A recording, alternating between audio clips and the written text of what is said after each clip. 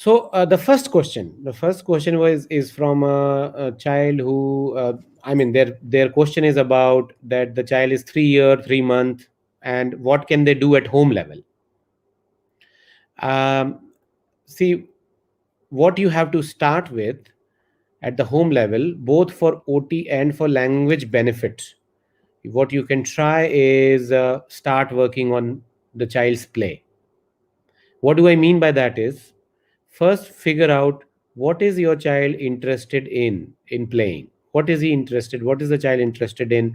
Maybe you would say that my child doesn't play much, or my child doesn't play with toys, or my child does plays with the string.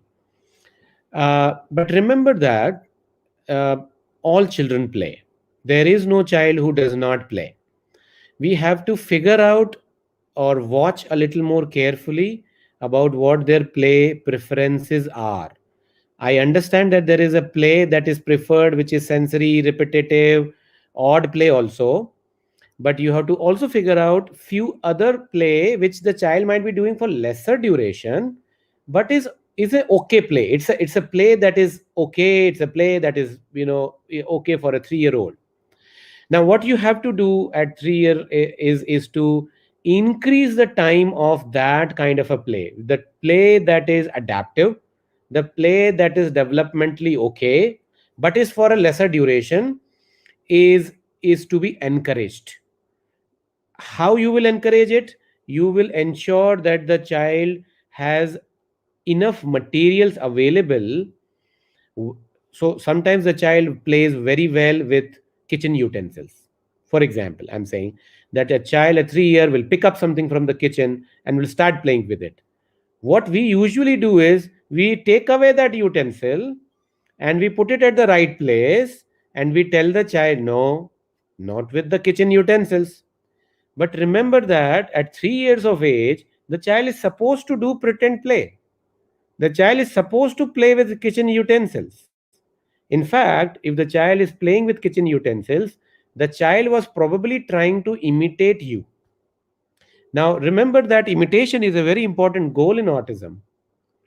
And if I lose the window, the opportunity to improve play, I might be doing the best therapy by just encouraging the play that the child himself wants to do. So figure out what is the play that the child wants. Suppose the child wants to play with water more and more. And suppose the child wants to play with water by just putting the hands under the running water. The child, it's not much of a meaningful play. You think that the child is wasting water. You might probably close the tap. You might probably pull the child out from the washroom, and you might say, no, you are wasting water. You're playing with water in a meaningless way.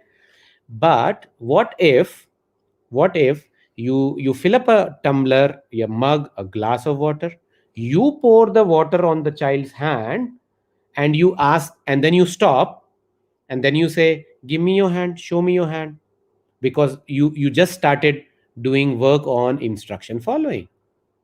Show me your hand, I'm going to put some water on it.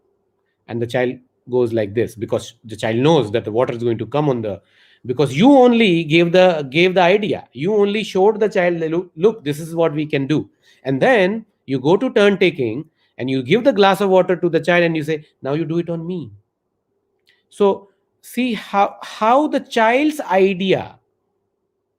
own idea has to be converted into a play, has to be converted into instruction following, has to be converted into reciprocal play, and has to be converted into turn taking.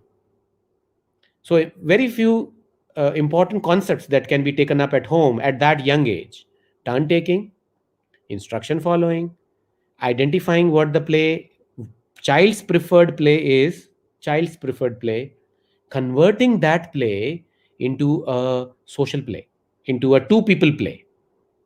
Yeah.